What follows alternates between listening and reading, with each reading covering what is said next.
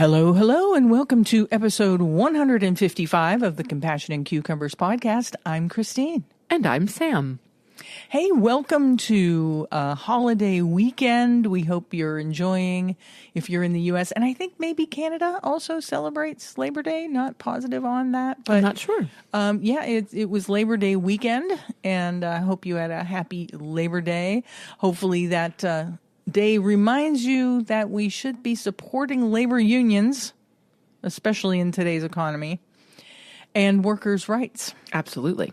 And we wanted to remind everybody that you can go to Food Empowerment Project's website on ways that you can help. You sure can. Honestly, if there was one organization I could work for, I would want it to be the Food Empowerment Project. Yeah. Like, it's the one thing that makes me wish we lived in California. I know, right? Like, because I would so love to be a part of what they are doing. I know, me too. They have such an impact on so many levels and in so many ways. They're just incredibly inspiring. Yeah, they have their hand in a lot of really great causes. Yes, they sure do. And so, of course, their goal is to create a more just and sustainable world by recognizing the power of one's food choices. So talking about everything from veganism and how our food choices impact farm workers, how our choices of something as pervasive and seemingly simple as chocolate affects not only the environment, but how it pays into child labor systems in some countries. Yeah. And there are just many, many ways that you can take action. And I just love what they're doing. And I do too. Wish I could be more of a part of it.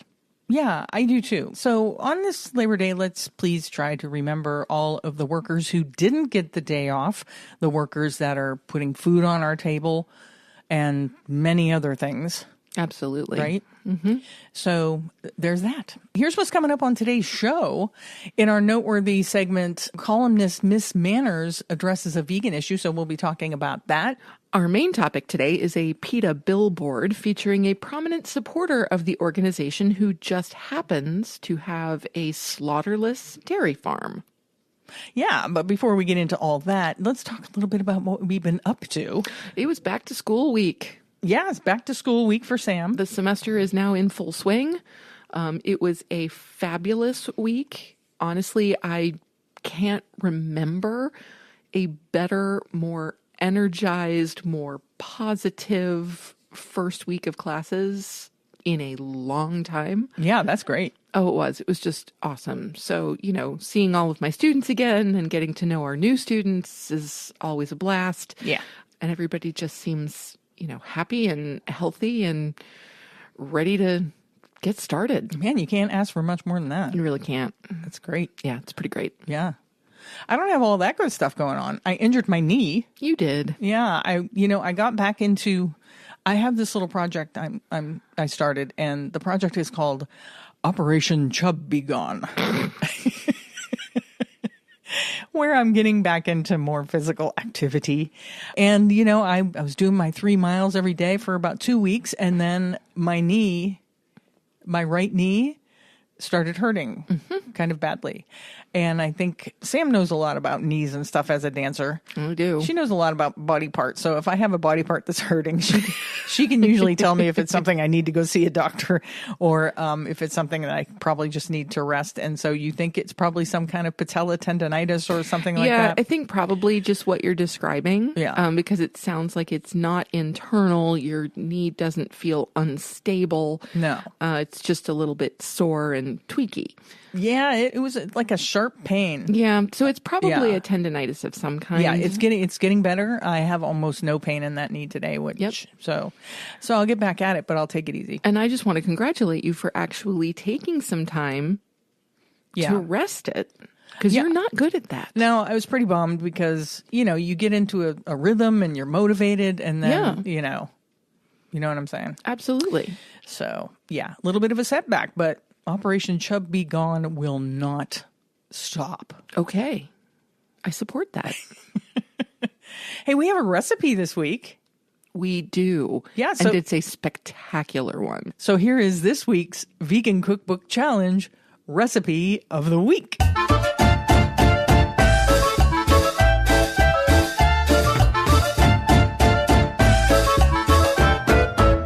this week we made this recipe out of this book called Cauliflower. That's all it's called. Yes. Yes. And from the Cauliflower Cookbook, we made their lemon cream pasta with roasted cauliflower. And this came about because for some reason the other day I felt like we hadn't had cauliflower in a while, and I love cauliflower. Yeah, and you were right. We hadn't. It's one of my, like, right at the top of the list staple vegetables. Yeah. On an average week, I would be shocked if we didn't have cauliflower a couple of times in Yeah. different iterations. Probably roasted, definitely raw. Yeah. So I had been feeling like we hadn't had cauliflower in a little while. You were right. And so I specifically requested a meal with cauliflower. Didn't matter what it was. And to be honest, I was expecting maybe a salad with some roasted cauliflower or maybe some cauliflower tacos.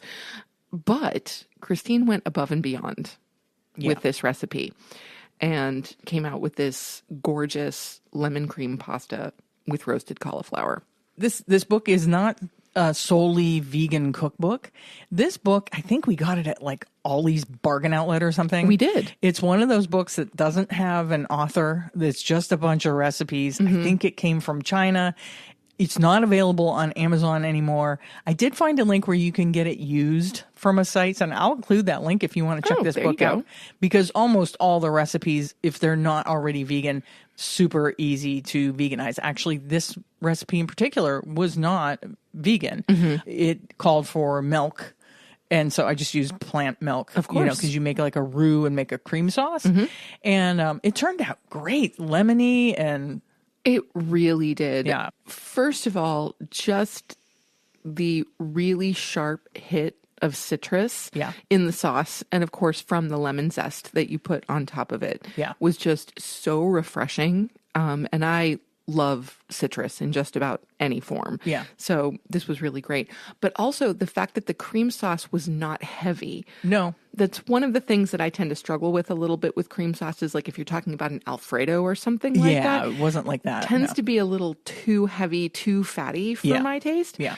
But this was creamy and light and satisfying and was such a great balance to the roasted cauliflower. Yeah, and texturally it's really good too because you add in some roasted chopped almonds, and then with the roasted cauliflower, there's a lot of really good textural elements going on with this recipe. The cream sauce does have butter. Yeah, I use vegan butter and plant milk when I made the cream sauce. So, it does have some fat in there. Sure. It's not devoid of any kind of naughty stuff, but really good. It was really good. Right. Yeah, it was fantastic. And it was actually better on day 3. So yeah, it got better. It did. So day 1 was wonderful. And in addition to cauliflower, by the way, there is some spinach in this recipe. So it's not just cauliflower. Yeah, actually, the recipe called for arugula, but we didn't have just arugula, and I didn't feel like picking the arugula out of our spring mix. That's reasonable. Yeah. So I used baby spinach instead, and it was just as good. Yeah, right? absolutely. Yeah. Of course, there were leftovers, and we had the leftovers with a salad a couple of days after the introduction of this recipe. Yeah. And it did. The flavors married even more fully over those 2 days in the fridge. Yeah. And it really was fantastic. And when the pasta was gone, I was like, I don't need more, but I really wish there was more because it just tastes so good. Yeah, and this was a super simple recipe, and I think since the recipe this book was not like authored by anybody, I think I'm just going to share the recipe in the show notes if I have room, or if I don't have room, I'll post it somewhere like on our socials, because I don't feel like I'm plagiarizing anybody. There's no authors or anybody. Nobody is credited with any of the recipes. Anyway, my point was, which I lost in all of that, this being a super simple recipe, I was so tempted to add more things to it, like more herbs and stuff, but because there wasn't any.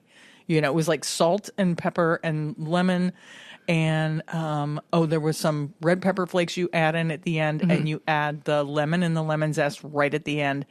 It didn't really need anything else, but in my brain, I'm like, oh, this could probably use some basil or, Right. Well, I mean, for me, if thyme or if you were something. going to add anything to it, I would say add veg. Add I would more say vegetables. Add some zucchini. Yeah. Add some sugar snap peas Yeah. or snow peas, something along those lines. Nothing that would really change the flavor palette of the sauce. Like, I Yeah. wouldn't recommend adding in like tomato or anything like that, but like you could add some broccoli to this and it would be fantastic. You could. I know the recipe was supposed to make the cauliflower shine, And it did. and it did do that. But yeah, this recipe's super versatile. Yeah, right? absolutely. Yeah. So if you did make it again, and I hope you do, Yeah. I would just say add some more vegetables. Yeah, I think I would. Cool. Yeah, so that's this week's recipe. And that takes us to our Noteworthy section. And like we said at the top of the show, this week's Noteworthy section, Miss Manners addresses a vegan issue. And this comes from Cleveland.com. I don't know if you're familiar with Miss Manners, but she's kind of like a little bit like Dear Abby. And, Yes. People write her in issues and ask how she would solve them. Yes, but her column tends to deal specifically with etiquette. Right. As opposed to, a lot of people would write into Dear Abby about like relationship-y kind of things. Right. And Miss Manners doesn't quite go in that direction. No, she stays in her lane. Indeed. So, someone writes in, Dear Miss Manners, I have vegan relatives, and when we go to their home, they prepare only vegan foods. If it's a 3-day visit, we eat the same boring foods for breakfast, lunch, and dinner. When they come to my home, I always provide vegan dishes. Shouldn't they provide non-vegan dishes for me too? Or do I have to bring my own?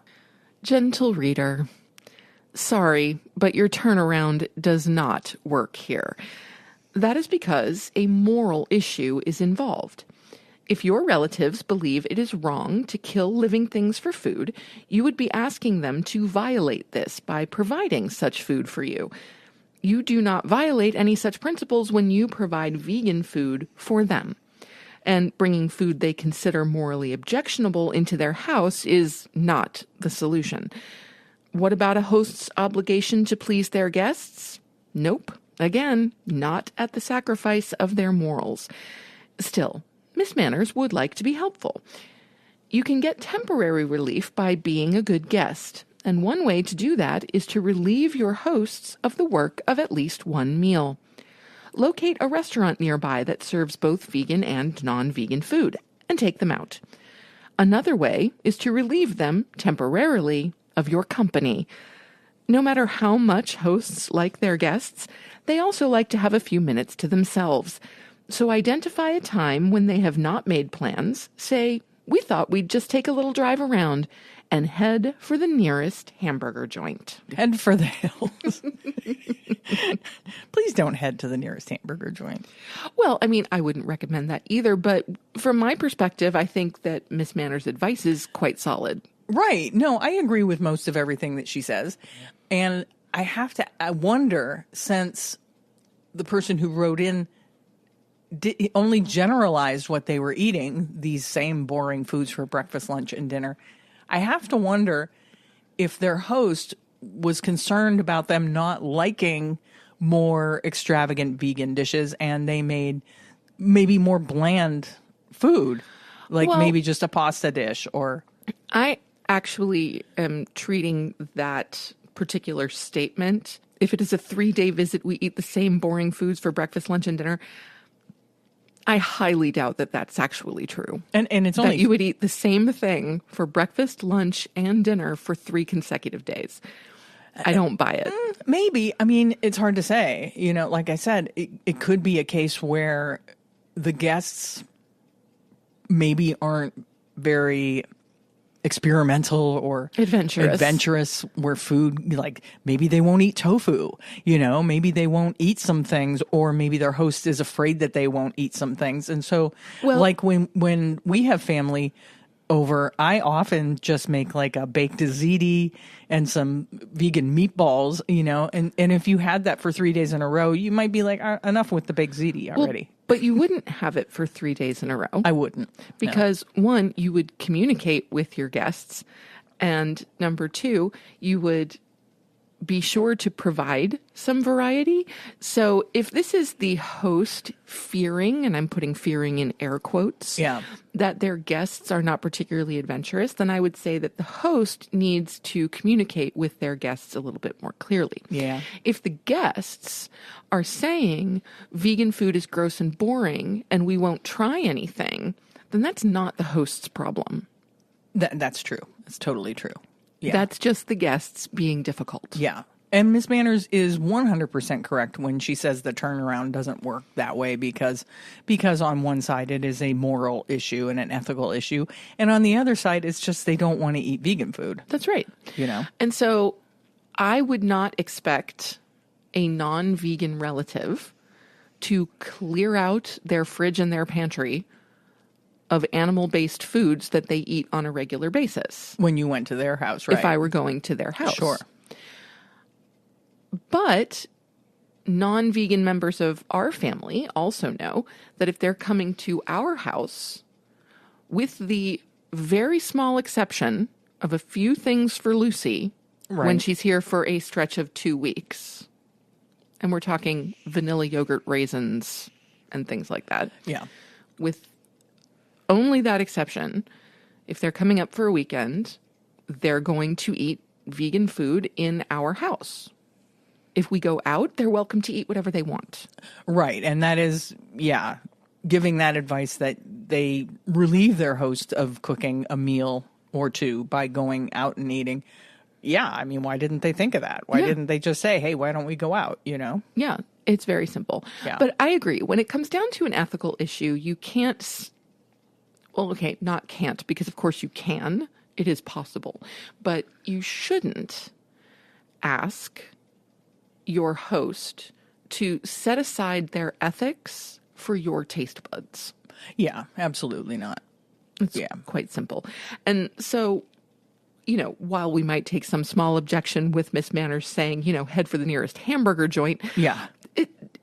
It's still perfectly reasonable advice to an omnivore Sure. who is attempting to adapt to their vegan hosts. And hey, I can appreciate that if you have family staying for more than a few days, go. take a drive. I don't care where you're going. Just, just go for a while. I think that's good for everybody if you don't spend all the time together. So, sure. So, well handled, Miss Manners. Yeah. I like it. Yeah. I mean, big ups to Miss Manners for handling that question. I think in a really good way. Mm-hmm. Yeah. Yep. I approve. It's time for our main topic.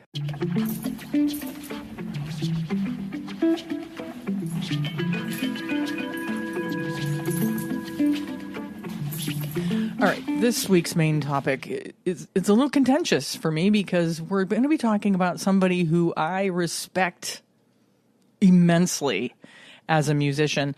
One of my all-time favorite rock and punk vocalists, Chrissie Hynde, is at the center of this week's main topic.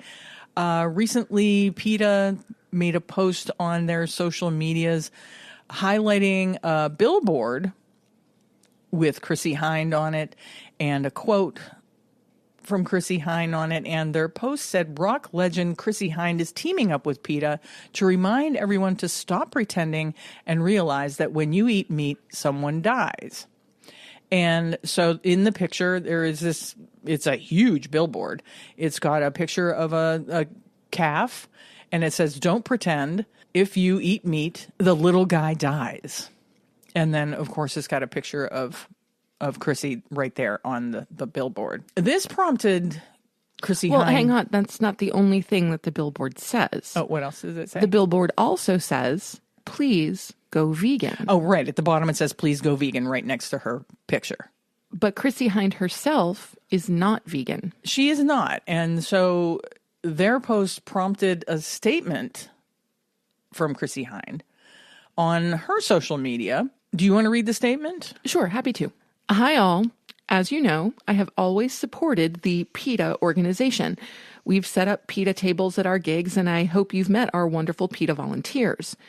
But you also might know that I've been trying to promote a non-slaughter dairy farm in Rutland, England. So when you see a PETA billboard of me saying, "Go vegan," I know it makes me look like a hypocrite. The problem is, it's almost impossible to source compassionate dairy products. PETA ran with that ad despite the fact that I have never said I am vegan. In fact, I have been flying the vegetarian flag since 1969 and continue to do so. Yes, I know I had a vegan restaurant, the Vegetarian, now rebranded Crossroads in LA without me, in Akron, Ohio in 2007.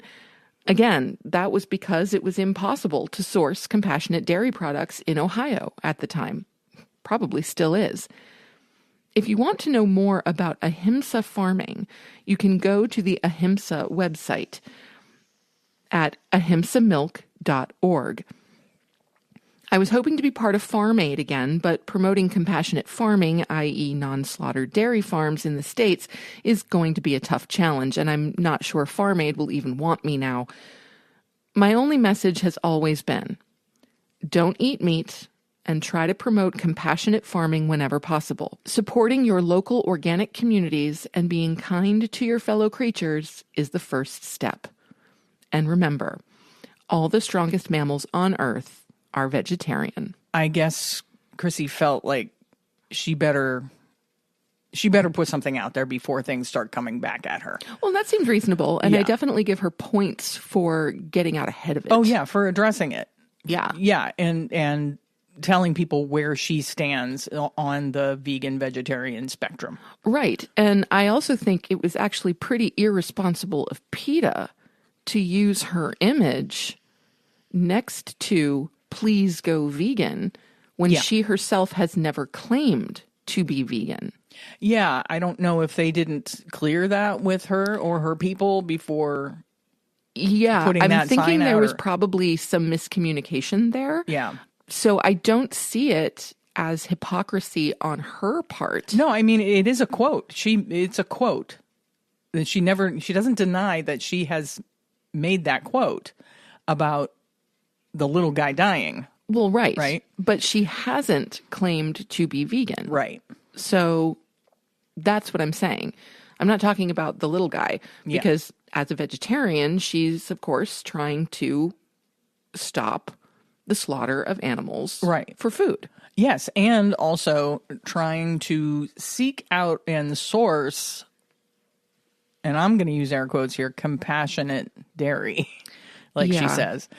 So that, of course, opened up this rabbit hole, right? I'm like, well, let's take a look at ahimsamilk.org and see what this slaughterless dairy farm is all about.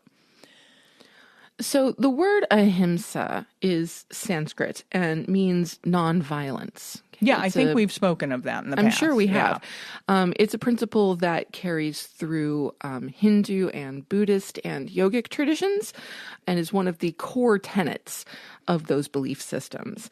So it's the idea that you live and work and engage with the world while causing no harm. Right. The idea of causing no harm is actually impossible. Just by existing, we do cause harm to other beings, largely insects. And it's making the conscious choice to avoid causing harm whenever possible. It's not about perfection, but it is about reducing the harm that we cause in the world as much as we can. Yeah. Yes, it is. So at first glance, when you go to the Ahimsa Farm website, of course, there's a very large picture of some adorable Jersey cows and their calves. And it says in very large print above the picture, calves stay with their mothers. So they're aware that one of the main problems vegans have with dairy, aside from just the general exploitation of the animals, is that the calves are removed from their mothers almost immediately after they're born. Yes. Then they say they milk by hand. All of their cows retire. And there's all kinds of really beautiful pictures of their lovely animals on their farm and big skies and green grass, and their calves suckle until they're weaned, says another picture. Anyway, what do we think about this? Well, I have a lot of thoughts about this, actually. I too have a lot of thoughts. I too have a lot of thoughts. The first thing we can get out of the way is this situation preferable to that of a CAFO? Well, yeah, absolutely, 100%. Of course. And certainly on the surface, yes. Right. But the thing is this. While I will praise Ahimsa Milk for clearly, at least per their pictures, clearly caring for their animals, for maintaining a small operation. They have about 36 cows on the property, or at least that's what their website seems to suggest. Mm-hmm. You know, cows are given space to roam. They're not enclosed. Great. All of these things. Wonderful. But it doesn't change the fact that the production of cow's milk for human consumption is unnecessary and exploitative. It does not. It doesn't change that fact at all. And I think, as a matter of fact, it harms the movement, even though they're trying to maintain a compassionate farm. It causes more harm than good, in my opinion, because what it does is it reinforces the thought that you can have compassionate dairy when you really can't. If, sure, this isn't sustainable. There isn't going to be an Ahimsa farm in everybody's neighborhood. No. You're not going to go to an Ahimsa farm and get your slaughterless milk and cheese and all. No, it's not a sustainable model. No. All it is doing is reinforcing the incorrect notion that if you buy grass-fed and all of these other humane washing tactics, that it makes you feel better as a human, right? Yes. That there's no exploitation, that you're not part of a problem that exists when you are, if you're purchasing those products. Also, in my opinion, it reads like a animal sanctuary where the animals are being subjected to exploitation. Yes. Okay. So some of their working principles, for example, are we never kill a cow. Okay, great. I'm behind that. Never kill a cow. Sure. Love it. Love it. Our calves suckle from their mothers until weaned. Outstanding. Absolutely, that's as it should be. But the mothers should not then also be required to give milk for humans. Right. Right. We primarily milk by hand. Okay, I'm sure that is more humane than milking machines. Sure. But again, we go to it's still unnecessary, and you are still using this animal for a product that we as humans do not need to consume. Right. We do not need dairy to survive. Right. Right. And finally, we give our oxen meaningful work. I have to ask, meaningful to whom? Right. Is that work meaningful to the oxen? I doubt it. Right. Okay. Yeah. And I'm not going to deny that plowing a field with plows or treadmills that are pulled by animals is more environmentally friendly than using machinery that uses fossil fuels in order to function. That's certainly preferable, but it's still exploitation of the oxen. Absolutely. They were not put here in order to plow fields. Right. Right. Their only value is not to plow a field. Right. And I guarantee you, if the oxen spoke our language, they would probably say, yeah, living out here is not so bad, except for, man, that plowing thing. Yeah. That's really? That's a real pain. That's a real pain in the butt. And it's hard work, and I don't really enjoy it. Right. Yeah. Another thing that you might be wondering is, how are their cows impregnated? Their cows are not forcibly, artificially inseminated like in most dairy farms. But how did they put it? They have one bull right in a field with whom they allow a cow to spend a few days if they decide she is ready to be impregnated. if they, the humans, decide she is ready to be impregnated. Right. Not if the cow decides she's ready to be impregnated. Yeah. So, I mean, there's some semantics there as to whether or not it's forcibly impregnated. Certainly. Or not forcibly impregnated. The cow might not want to spend time with that bull, you know? Yeah. So, I'm sure he's a very nice bull, but you know, they might not always want to spend time, even though the humans involved feel that it is time for a particular cow to become impregnated so that they can then milk her. Yes. Another thing that kind of bothers me about this, and another thing that kind of makes me look at this like it's a sanctuary that's exploiting the animals, is they have like these quote unquote educational things going on. They have cow cuddling and brushing cow experience, where, of course, humans are getting lots of hands-on with the animals. They have a cow feeding and hand milking cow experience, where, of course, more human interaction with the animals, whether or not these animals want this human interaction. Right. They do have glamping pods on their farm, so you can stay there. And, of course, they sell the products that come from milking these cows. They sell the milk. They sell the cheeses. So this is, without question, a commercial operation. Even though they're not for profit, they are a non-profit organization. That's interesting. Mm-hmm. Yeah. So they are a non-profit, and I'm sure there is some way you can get around that by saying that you're selling the products in order to benefit the animals that are on this farm. I'm sure there's some way around it. They're not in the United States. I'm not really super familiar with the nonprofit laws in the UK. I don't know how that works. Yeah. In the UK, more research is required. Yeah, but they have all the things that an animal sanctuary would have. Like, you can donate, you can sponsor an animal, you can buy a calendar of all their animals, and that just kind of creeps me out a little bit. You know, that I think what creeps me out about it is that they're existing in the non-profit space. Yeah. You know? Yeah, absolutely. And it does seem strange, the idea of sponsoring a cow. And I have no issue with sponsoring animals. We do sponsor animals. We have several animals at Farm Sanctuary that we sponsor every month and have been for years.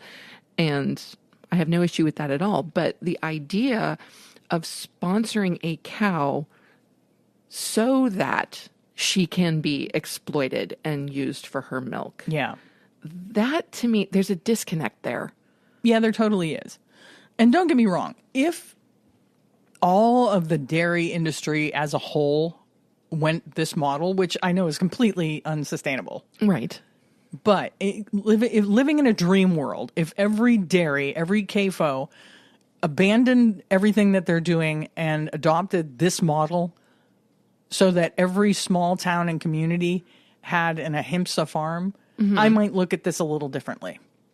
It's still exploitation. Yes. But if they could use this model to eliminate factory dairy, that would be, I mean, I know that's completely a pipe dream. Probably. That would be the only way that I would accept this as something good. You know? Yeah. So we'll go back to the original statement. Preferable? Yes. Good? Not so sure. No. And I think that it, like I said before, it just reinforces some bad ideas about happy cows, and it reads as humane washing to me. Yeah. You know? I agree. It does smack of a little bit of misinformation, and that doesn't mean that I believe the organization is lying in any way, shape, or form. I'm sure that they are on the up and up and are presenting very clearly what they do. But it does portray an image of dairy as being essentially humane, which I don't agree. Yeah. I don't believe that it is. Yeah, I don't agree either. It doesn't say what happens to all of the calves. They don't, of course, slaughter them, But they only have 38 cows on their property. It doesn't say what are they selling off the male calves. From what I could read, I didn't see anything that addressed what happens to the offspring of all the cows. Yeah, I couldn't find anything on that either. Yeah. But we all know, and hopefully you know by now, that a cow is not giving milk if it hasn't had a baby. So with 38 cows, each one of those cows has had offspring. What happens to all the all it says here calves? is that there is no slaughter of cows, bull calves, or bulls, and that calves stay with their mums and the herd. Yeah, so I mean, if they continue this model, they're just going to have more and more and cows. more cows. Yes. It's completely not sustainable. Well, right, because they are pasture feeding the cows, Right. which of course is better for the cows, but is not better for the environment. No. The impact on that pasture land will be greater and greater and greater over time. Yeah, and they will eventually have to find different land for these cattle One would think. to graze on. Yeah. So yeah, there's some questions there that aren't answered on their website that I'm curious to find out. Me too. So let us know what you think about this. Not necessarily Chrissie Hynde at all. She just kind of brought all this to the forefront with Ahimsa Farms. I respect her decision to be vegetarian. I don't respect that she thinks that there's such a thing as compassionate dairy. Right. You know, she's been a huge supporter of PETA. She's been a huge supporter of the vegan movement. She's had, like her statement says, she's had vegan restaurants. But I think she might be fooling herself a little bit by supporting this. Perhaps. Yeah.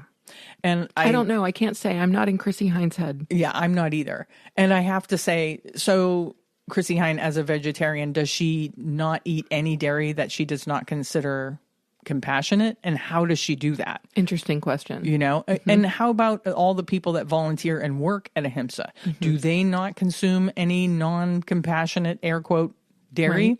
Do they not buy ice cream for their kids when they're at the supermarket? Do they not, put cream in their coffee that did not come from Ahimsa Farms? Right. Like I said, I think it's a slippery slope. It makes people feel like they're doing a good thing when in actuality they're just putting blinders on to what's really going on. Yeah. You know? Yeah. And I would just also put it out there to PETA that when you're using someone's image, make sure that their image matches their belief system. Yeah. So I think the billboard itself is great, but it shouldn't have said, please go vegan next to a picture of Chrissie Hynde. Yeah, I mean, somebody in their PR department dropped the ball there. Most definitely. For sure. Somebody probably found that quote and knew she had vegan restaurants in the past and just made an assumption that she's vegan. And I'm glad that she released a statement, to the opposite of that. So, yeah.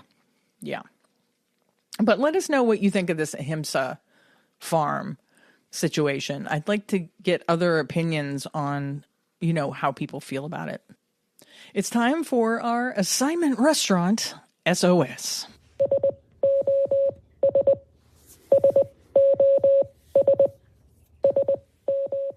This week's assignment restaurant is The Green Table. Yes, Melissa Dervais nominated the Green Table as one of her favorite vegan spots.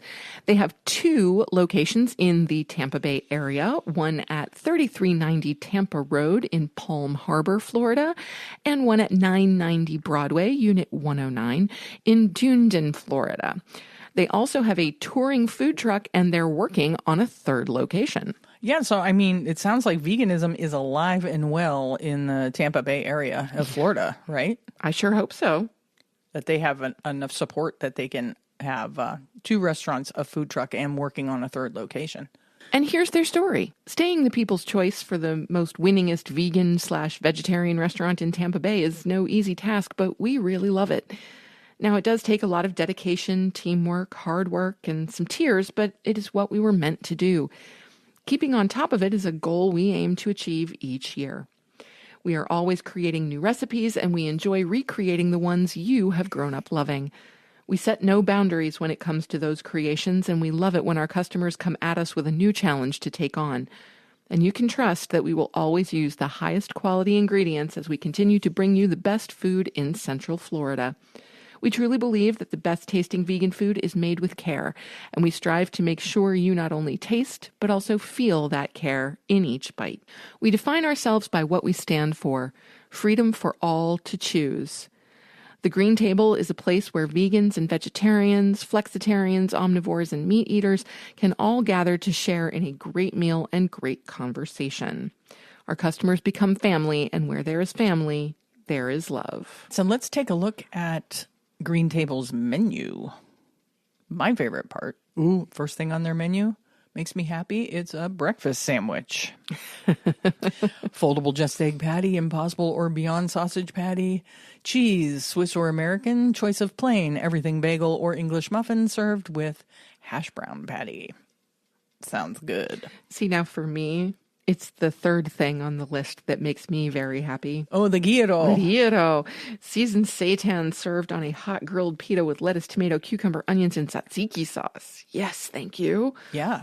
Their prices are super reasonable, too. Yeah, they really are. Yeah. $9.75 for the gyro, or $13.25, you get the combo. And especially considering that this is Central Florida, which is not a particularly inexpensive place to be. Yeah. This is phenomenal. Yeah, I think their pricing is really great. They have a Philly cheesesteak with seitan. Ooh, a seitan club? Yeah. Nice. Barbecue Philly. The Mississippi, which is seasoned seitan, grilled onions, and banana peppers served on a grilled hoagie with maisie-nazy. That's funny. Their mayonnaise, they call it maisie-nazy. I love it. And tossed with American cheese sauce. Ooh, that sounds good. They have a Cuban, which is seasoned seitan, Swiss cheese, and maisie-nazy, mustard, and pickles served on a pressed Cuban bread. They've got a number of different burgers. All of them are made with Impossible burgers, so these are not homemade patties. You can get singles or doubles and combo meals, and that's just really pretty great. Yeah, they have a vegan shawarma. Gotta love a shawarma. Yeah. They do a grilled cheese. They do a Reuben, a hummus roll-up. I tell you, as a bona fide sandwich lover, like I do just love sandwiches. I would be all over this, for sure. Yeah, they have a Reuben. That's probably what I would get. I always get a Reuben. As you always do. Yep, you would get the Reuben, I would get the gyro. Yeah. And their Reuben is a tempeh Reuben, which I love a good tempeh Reuben. Mm-hmm. Yeah. What else? They've got some lovely looking salads. They do. One is their superfood salad with mixed greens, smoked maple tempeh, red onions, apples, tomatoes, cranberries, hemp seeds, served with your choice of dressing. And they suggest the lemon tahini. Well, you can pretty much assume that is the direction I would go. That sounds good. They also have milkshakes and soft serve ice cream. Ooh, I love a good soft serve ice cream. Yeah. I haven't had soft serve ice cream in years.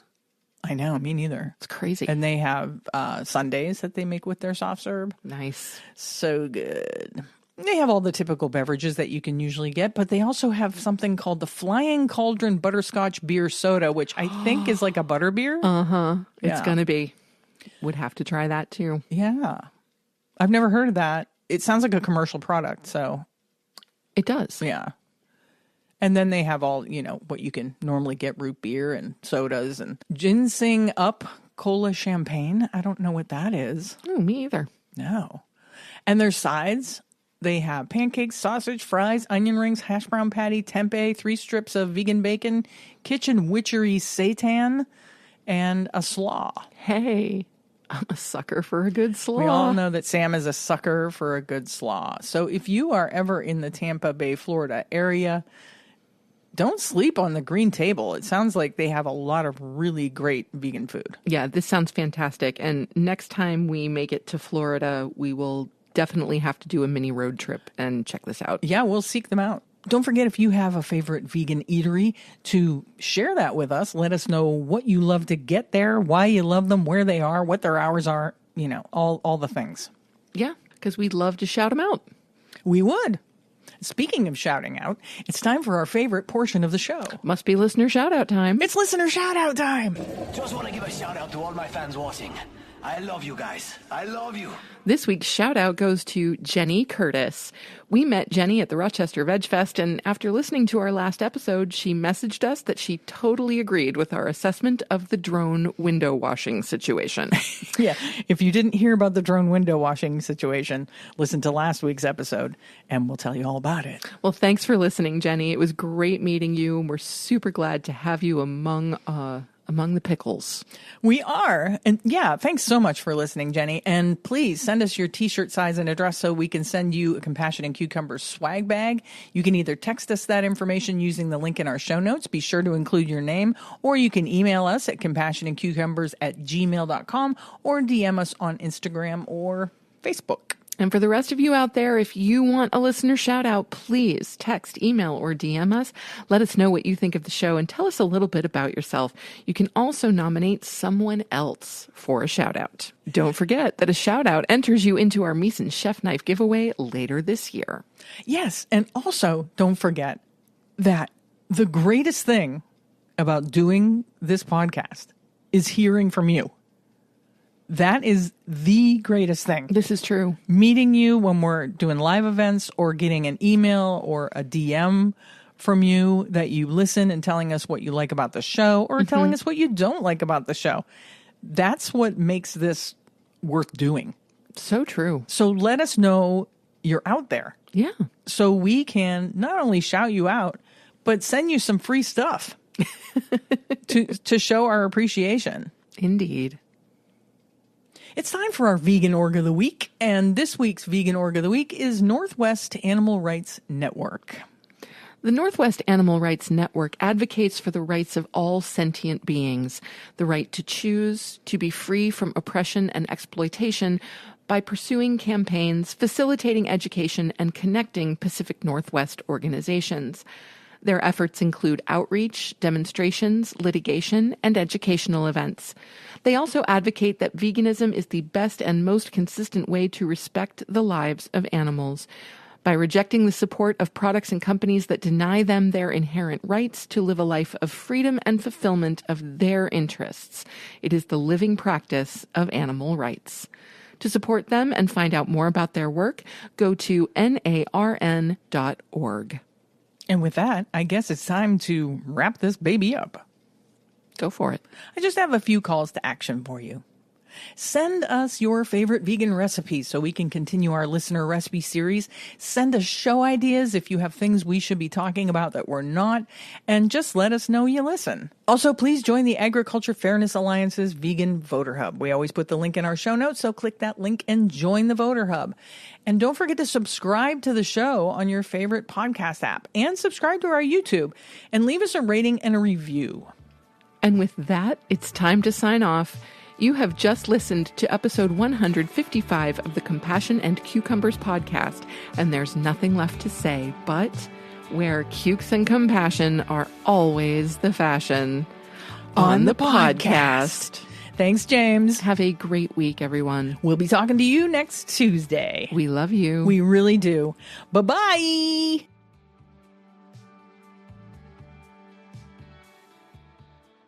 The end.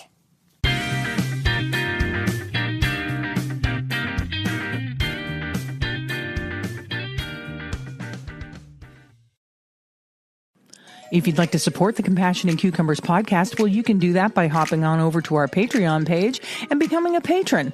We have all the recipes from our Vegan Kitchen series up there, and we'll be adding some patron-only episodes in the near future. So thank you for supporting us at whatever level that you choose, and thank you again for listening to Compassion and Cucumbers podcast.